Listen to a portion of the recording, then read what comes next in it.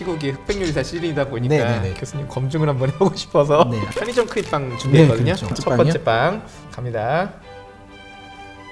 아까 대기실에서 있을 때 네네. 성심당 엄청 힘들어서 학생들이 도망간다고.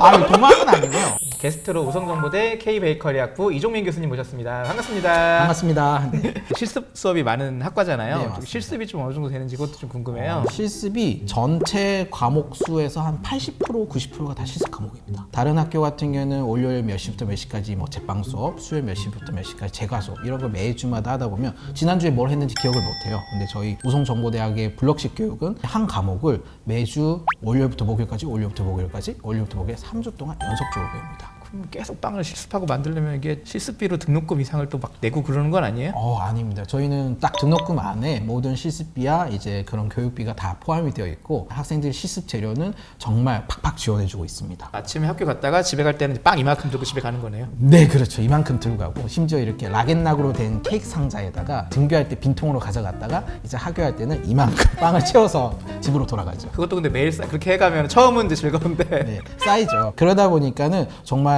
그러면 안 되는데 아쉽게도 이 빵이 기숙사 쓰레기통에 발견된 경우가 있어가지고 버려요? 너무 많아서 먹다 보니까 먹어야지 했더니 하루 이틀 지나서 못 먹어서 버리는 경우도 있고 그러다 보니까는 저희 학교 에브리타임이라는 익명 이제 게시 사이트에는 어디 기숙사 버려진 빵 제발 내 입에다 버려줘 이런 글도 올라오고 있습니다. 중요한 거 알려주셔야죠. 우리나라 국내 유일 성심단추 명작가잖아요. 맞습니다. 사실 저희가 성심당까지 차로 한 10분 거리, 본점에 한 10분 거리로 있고요. 대전역점도 걸어서 10분 거리에 있습니다. 그래서 지역적으로도 엄청 가까이 있고 성심당과 오랫동안 이런 연계가 있다 보니까 성심당 마이스터 클래스 반을 또 운영하고 있거든요. 성심당 이사팀에서 면접에서 채용이 되고 선발이 되면은 성심당에 있는 파티셰님들, 명장님들이 직접 저희 학교에 와서 교육도 해주시고 성심당 메뉴도 배우고 졸업과 동시에 자연스럽게 성심당으로 취업도 바로 연계되는 프리패스가 되는 겁니다. 아까 대기실에서 있을 때 네네. 성심당 엄청 힘들어서 학생들이 도망간다고. 도망은 아니고요. 제가 제빵 업계가 사실 요리 업계도 마찬가지지만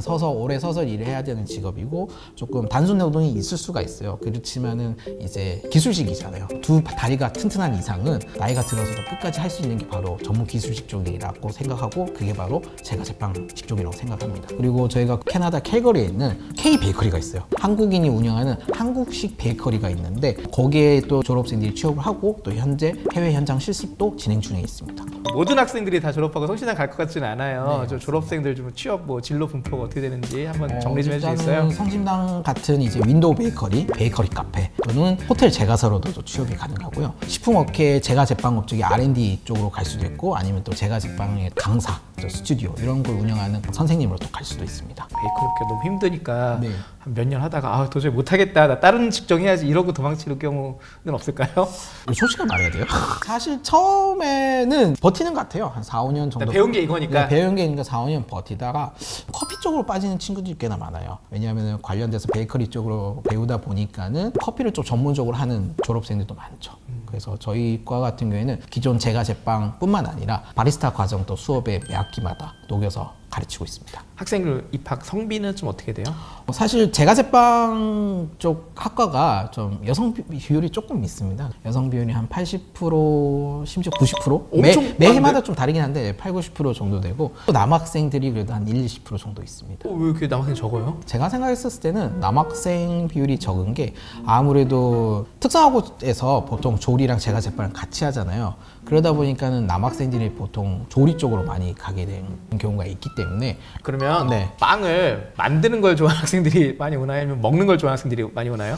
제가 봤을 때는 둘 다라고 생각을 하는데 그래도 미미하게는 만드는 걸 좋아하는 친구들 많이 오는 것 같아요. 왜냐하면은 먹는 건 한계가 있잖아요. 그동안 면접 진행해보면서 진짜 이건 미쳤다. 어떤 학생들은 본인이 만든 케이크를 가져오더라고요. 면접장에 면접장에 교수님 면접하시는데 고생하시는데 제가 만든 케이크입니다. 한번 드셔보시고 시작을 해주십시오. 이런 학생들이 많이 당황했습니다. 이런 가져오면 안 된다고 해야 되는 거 맞고 옆에는 이제 다른 경쟁자인 학생들도 주눅 들고 하는데 근데 제가 그건 맛있게 먹었고 전혀 이제 점수에는 반영하지 않고 태도에 조금 좋습니다. 포트폴리오는 저는 진짜 많이 봤어요. 본인이 이제 중학교 때 고등학교 때 제가 제빵 했던 뭐 이런 그런 사진, 작품 또는 이제 본인이 대회 나가서 받았던 수상했던 그런 작품 이런 거를 차곡차곡 정리해서 제출하는 학생이 있습니다. 교수님도 학생들 빵 만든 거 보고 이렇게 재밌네 뭐 이런 거 평해주고 그러세요?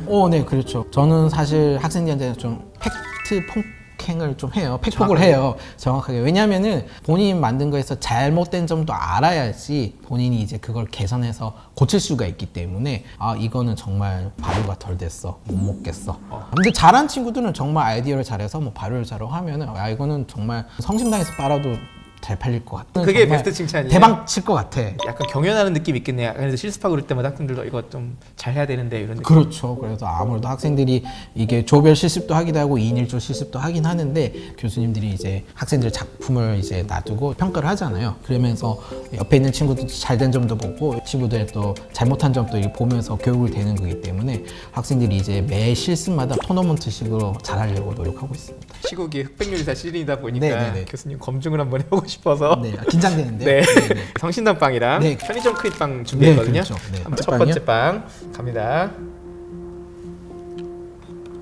두 번째 빵 냄새 자, 들어갑니다. 두 번째입니다. 오 교수님 죽지 않으셨네요. 맞나요? 차이가 근데 많이 나요? 납니다. 근데 보기만 해도 네. 나요 이미. 아니 왜냐면은 저기 GS에서 잘못 팔았어요. 저거 그러면 마무리는 성심당 삼행시로 끝내시죠. 네. 성공을 위해 심장이 뛰는 그대 당 당당히 우송정보대학으로 오세요. 대표님한테 전화 오는 거 아닙니까? 아이고 왜 성심당을 가지고 왜 우송정보대를 얘기하세요? 이러는 거 아닙니까?